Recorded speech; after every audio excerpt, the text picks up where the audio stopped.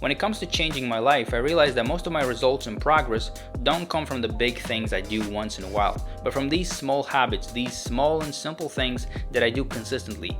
And I get it, at first a small habit may seem unimportant and insignificant, but in the long run, if you stick to it, it can bring you pretty awesome results. So in this video I want to talk about 8 habits that changed my life, and they may be useful for you as well. Working out. Working out regularly is probably the best habit I've ever built, and it has surely changed my life the most. When I was about 16, 17 years old, I was a pretty skinny kid, and I didn't like that about myself because it made me unconfident and insecure. So I made a great decision to start working out and build some muscles. It was time to change something, So I went to the gym for about 6 months, and then I started working out at home consistently. And it not only helped me get in a pretty good shape, but also made me healthier and more energetic. It boosted my confidence, and also a great thing that it taught me is how to be disciplined. Because no matter how much you like working out, there are days when you don't really feel like it, but you work out anyway, because you know that if you want to stay in shape, if you want to be healthy, you need to be disciplined. I like to keep my workout simple. Usually it takes me about 40 minutes to an hour to complete a workout. I exercise at home 5, sometimes even 6 days a week, doing all sorts of push-ups, dips, squats. I use resistance bands often, and I have a pull-up bar in my backyard where I spend a lot of time as well.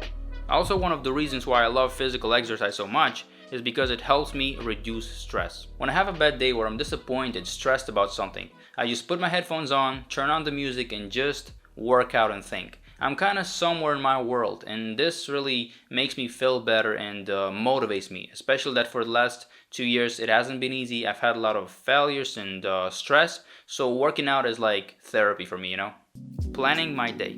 The first thing I do every night before going to bed is I plan the next day. I just make a simple to-do list with 4 or 5 tasks. Because with so many distractions, problems, and many things that happen around us every day, it is pretty hard to stay focused and productive. So planning my day gives me some extra motivation, and it gives me clarity. I think productivity comes from clarity. When you have things planned and you know exactly what you have to do, you are more productive and effective. I also use my to-do list like a reminder. When I have something important that I don't want to forget about, I just add it to my to-do, and I can be sure I'm not gonna forget to do it. For planning my day, I've been using this app called To-Do. I like it because it's very simple, minimalistic, and easy to use, and it's only $4 a month or $36 per year, and they offer a free 30-day trial. I'll leave the link in the description below if you want to check it out. Reading 10 pages every day. 5 years ago, I read my first self-improvement book. It was How to Win Friends and Influence People by Carnegie. And it is an amazing book. I really loved it. And after that, I got interested in reading, especially self-help, biography, and psychology books. Since then, I've read over 70 books, and I really learned a lot of useful things and found answers to many of my questions and problems. And I think I've become smarter. At least I like to think so. I'll leave a list of my top 10 favorite books in the description below if you're interested. So every day I try to find time to read at least 10 pages. I can read more than that, but usually when I'm tired or I'm lazy, I stick with 10 pages. Because it's easy and it takes only 10-15 minutes. So read, but don't forget to actually apply your knowledge, because that's the problem with self-improvement books. People read them, but they don't implement what they learn. Being organized.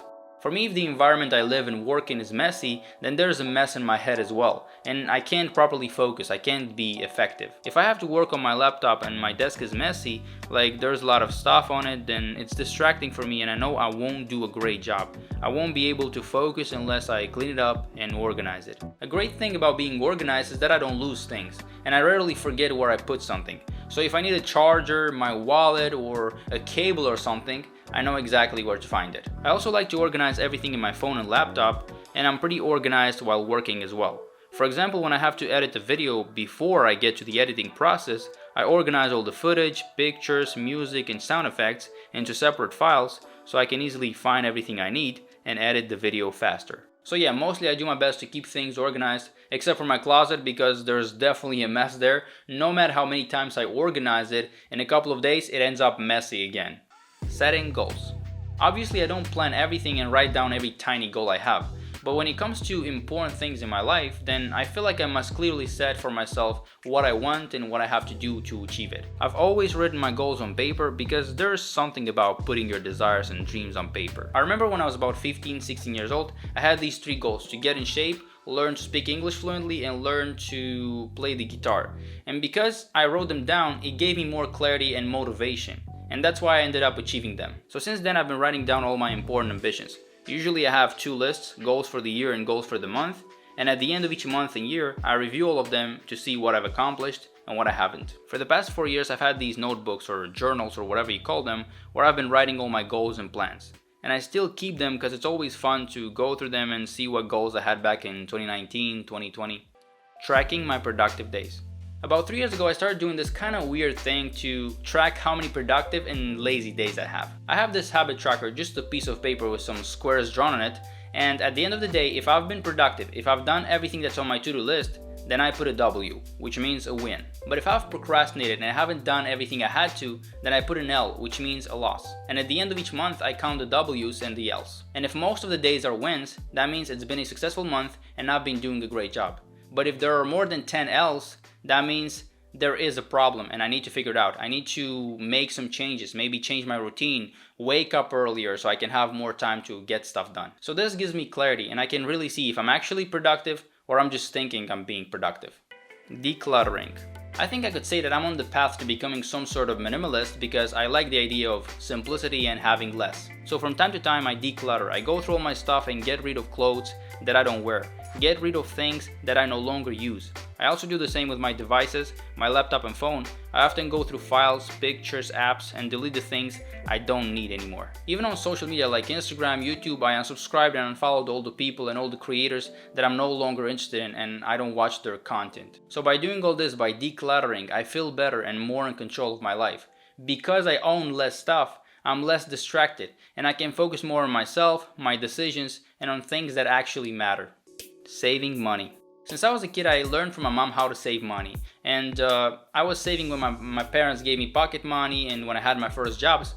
But more seriously, I learned the importance of saving and having that emergency fund when I went to college abroad and started living on my own. I was studying and at the same time working, and I felt how hard it is to live paycheck to paycheck and always not have enough money when you need it. I don't come from a rich family and we had some financial struggles, so the habit of saving money has helped me a lot. And now no matter how much money I make, I always try to save at least 10% and also have that emergency fund for unplanned expenses and financial emergencies. So for me, saving money is important and I like saving. Yeah, often it requires to resist the temptation to buy things that could wait, things that are not that essential, like a brand new phone, a watch, or other stuff. But instead I choose to save that money so later I can invest it or do something useful with it. I remember back when I was studying at university and I was having a part-time job at a grocery store, and at that time I was already planning to drop out and get more serious about YouTube and creating content. So I worked there for 9 months and saved money, and instead of buying new clothes or a new phone or something, I bought an online course, a light kit, a mic, and a tripod so I could improve the quality of my videos. And I'm still super proud of doing that because it was a great investment and it helped me a lot. And now I understand that some of these habits may seem weird to you, and some are definitely not for everybody. But you know, these things really changed my life in a positive way, and that's why I decided to share them. Because who knows, they may help some of you as well. You never know until you try, right? I'd love to hear in the comments below what is one habit that has changed your life the most. I hope this video was useful for you and you haven't just wasted your time watching it. Thanks for your attention and have a good one.